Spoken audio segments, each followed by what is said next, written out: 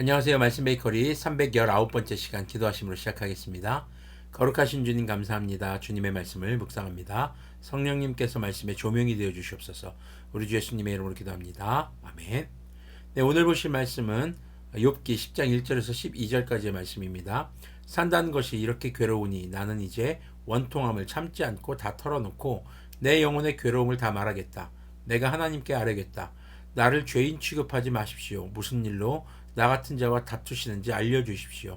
주님께서 손수 만드신 이 몸은 학대하고 멸시하시면서도 악인이 세운 계획은 잘만 되게 하시니 그것이 주님께 무슨 유익이라도 됩니까? 주님의 눈이 살과 피를 가진 사람의 눈이기도 합니까? 주님께서 몇 살을 사람이 보듯이 보신단 말입니까? 주님의 날도 사람이 누리는 날처럼 짧기라도 하단 말입니까?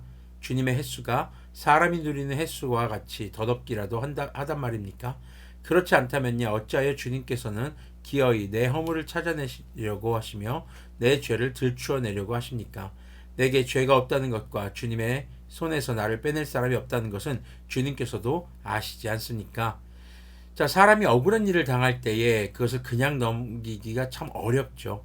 특히나 이제는 정말 물러설 것도 없고 죽음밖에 남아있지 않은 그런 상황이라면 나를 억울하게 만든 대상을 이길 수 없다는 걸 알면서도 내가 뭔 짓을 해도 이 억울함이 풀어지지 않을 것을 알면서도 가만히 있을 수 없는 게 그런 인간의 현실이기도 합니다. 자, 욥은요, 하나님과의 재판에서 어떤 방법으로도 이길 수 없다는 것을 사실 알고 있습니다. 그렇지만 더 이상 살아갈 지금 여력이 없어요. 살아갈 희망이 없습니다. 그래서 주님께서 분노하시더라도 주님을 향한 항변을 시작을 합니다. 자, 욥의 외침은 왜 자신이 이런 고난을 당해야 하는지 알려달라는 것입니다. 무엇 때문인지, 자신의 죄가 무엇인지도 모르는데 죄인과 같이 그런 재앙을 받는 것, 정말 자신이 감당하기 어려운 재앙의 상태에 있는 것이 너무나도 힘들다는 것이거든요. 주님께서 자신의 죄를 알려주시면 고난 가운데 있더라도 억울하지는 않을 것이라는 것이 이제 욥의 말이죠.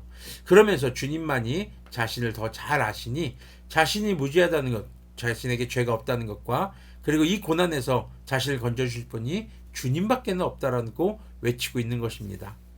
8절부터 12절을 보면은요, 주님께서 손수 나를 빚으시고 지으셨는데 어찌하여 이제 와서 나에게 등을 돌리시고 나를 멸망시키려고 하십니까? 주님께서는 진흙을 빚듯이 몸소 이 몸을 지으셨음을 기억해 주십시오. 어찌하여 주님께서는 나를 티끌로 되돌아가게 하십니까? 주님께서 내 아버지에게 힘을 주셔서 나를 낳게 하시고 어머니가 나를 품에 안고 젖을 물리게 하셨습니다. 주님께서 살과 가죽으로 나를 입히시며 뼈와 근육을 엮어서 내 몸을 만드셨습니다.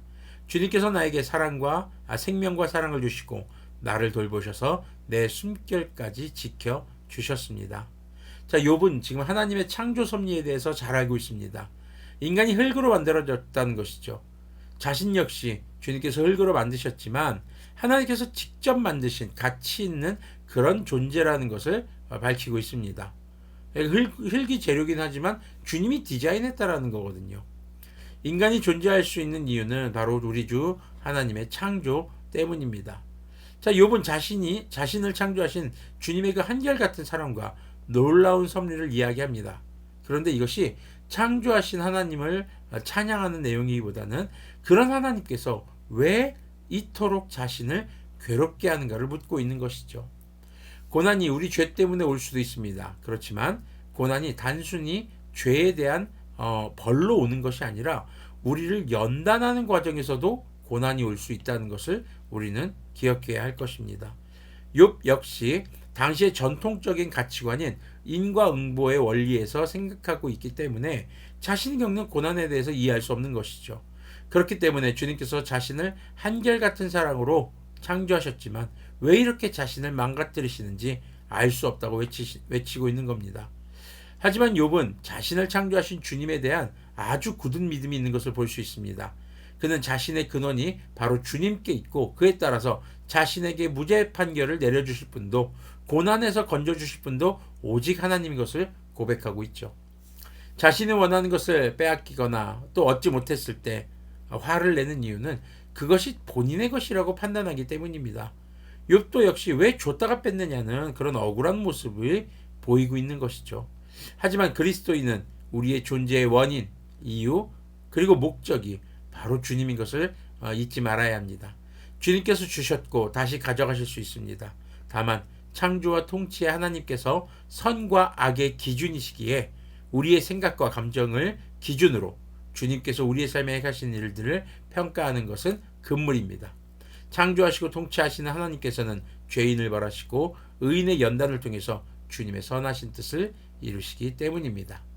자, 여러분들의 삶에 여러분들이 알 수 없는 고난 가운데 있다 하더라도 여러분들이 하나님의 창조와 그리고 하나님의 능력을 의심하거나 그것을 원망하지는 않았으면 좋겠습니다. 주님께서는 형벌을 통해서든 아니면 연단을 통해서든 분명한 목적은 거룩함을 이루신다는 것입니다. 죄인의 형벌을 통해서도 거룩함을 이루시고 또 의인의 연단을 통해서도 주님의 거룩하심에 이르게 하는 그 거룩함을 이루시는 것을 기억하셨으면 좋겠습니다. 기도하겠습니다. 거룩하신 하나님 감사합니다. 주님, 우리의 삶이 주님으로부터 비롯되었고 또 주님께서 말씀하셨던 것처럼 내가 거룩하니 너희도 거룩하라 라고 하신 그 말씀을 이루면서 살아가는 것이 우리의 삶의 목적인 것을 기억하게 하여 주시옵소서. 죄로 인한 고난이어도 그 고난을 통해 우리가 다시 회개하고 주님 앞에 거룩함을 회복할 것이며 또 우리가 연단을 통한 고난이다 하더라도 그 연단의 과정을 통해 주님께서 원하시는 거룩함을 얻을 수 있는 것을 기억하게 하여 주시옵소서. 우리 주 예수님의 이름으로 기도합니다. 아멘. 네, 여러분들의 삶이 주님께서 말씀하신 그 거룩함을 이루고 살아가는 그렇게 주님의 거룩함을 향해 오늘도 한 걸음씩 나아가는 그런 하루가 되기를 소망합니다.